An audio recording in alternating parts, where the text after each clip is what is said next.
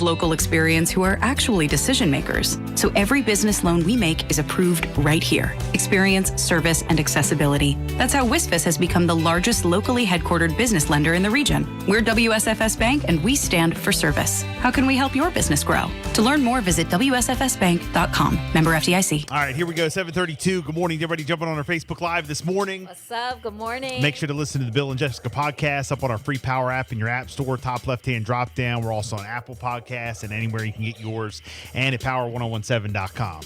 All right. We were talking about the hurricanes and everything, and this came up on my Facebook memories. Oh, gosh. I don't know why we didn't listen to this guy back in 2019. This guy breaks it down right here. A Florida man figured out how to stop the hurricanes. I don't know why we didn't listen to this guy back then. Can't see how they haven't come up with some kind of way to combat these storms yet. They keep saying, 2 days ago, 3 days ago, it said this, but it's going to hit all this warm weather and warm water. We have a Navy. Why don't the Navy come and drop ice in the warm water so it can't get going as fast as it's going?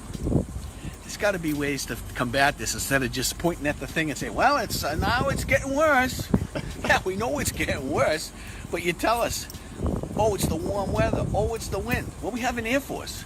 Drive some Air Force planes around to get the winds going the opposite way. The Navy to go in circles to fight it the other way.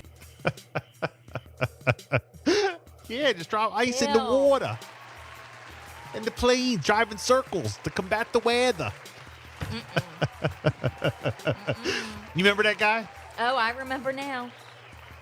That was back in 2019. I don't know why we haven't listened to him.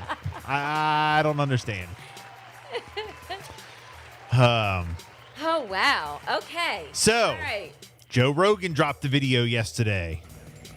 Hello, friends. So, I got back from the road Saturday night, feeling very weary. I had a headache, and I just felt run down. And just to be cautious, I separated from my family, slept in a different part of the house, and throughout the night, I got fevers and sweats, and I knew what was going on. So, I got up in the morning, got tested, and turns out I got COVID. So we immediately threw the kitchen sink at it. All kinds of meds, monoclonal antibodies, ivermectin, Z-Pak, prednisone, everything. And I also got an NAD drip and a vitamin drip, and I did that 3 days in a row. And so here we are on Wednesday, and I feel great. So there you go. I think there's some cursing in there. Everything. So yeah, he got everything.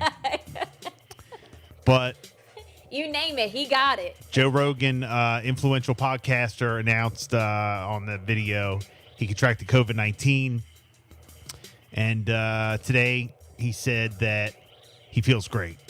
So now it's not known if Rogan had been vaccinated, although he said on the show he didn't think that he needed it. But then, of course, he called COVID. So there you go. So here we go. Many Twitch streamers boycotted the platform for a day yesterday to protest what they charge is not enough being done by Twitch to stop hate raids of hate speech and attacks.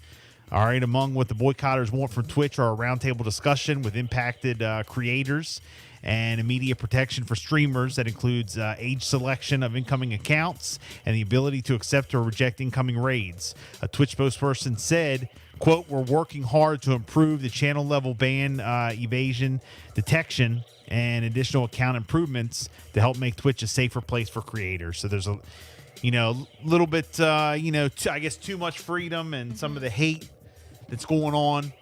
So yesterday, apparently, there was a protest, and apparently it made an impact. Oh, normally, that doesn't happen. Where it makes an impact. Right. But Twitch streamers, boycott. Now, I know Twitch is big for gamers, but it also has podcasts on there and stuff. That's just another platform.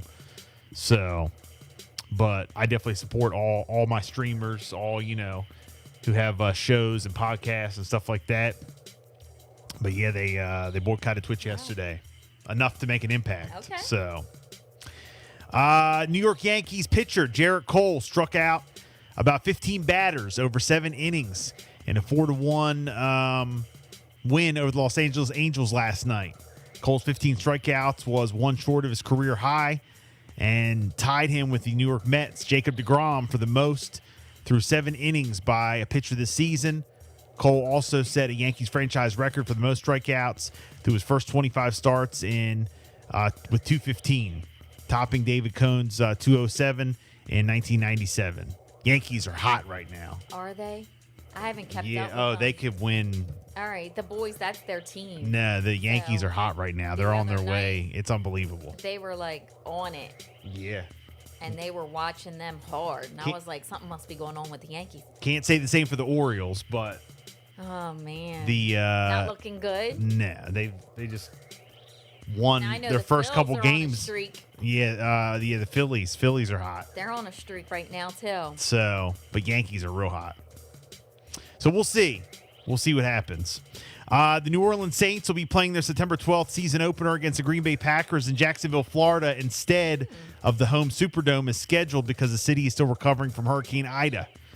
The Saints have been practicing in the Dallas Cowboys AT&T Stadium because of Ida as well. After their opener, the Saints have road games in Carolina and New England before their next scheduled home game, October the 3rd. Okay.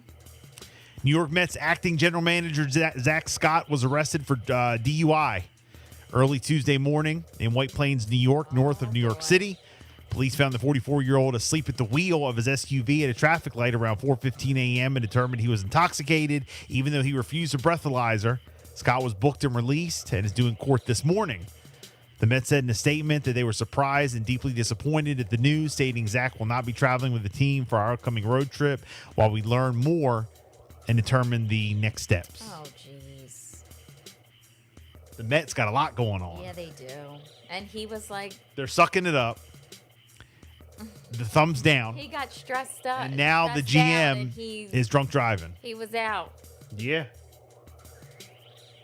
So Mets got a lot going on right now, guys. Yeah, they do. Let's move over to the NBA. The NBA recently told teams that players on the New York Knicks, Brooklyn Nets, and Golden State Warriors won't be able to play in home games if they're not vaccinated.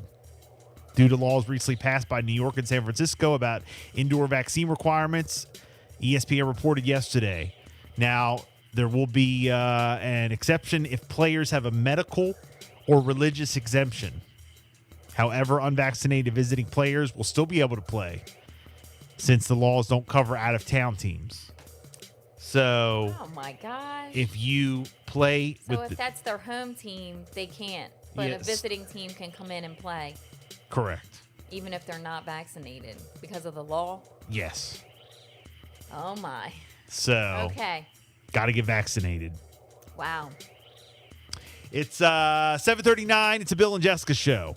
Here's all the details on Big Taco Fest coming back to Georgetown. Good morning. Let's go. Locally owned. The Voice Radio Network, McDonald's, and Telemundo Delmarva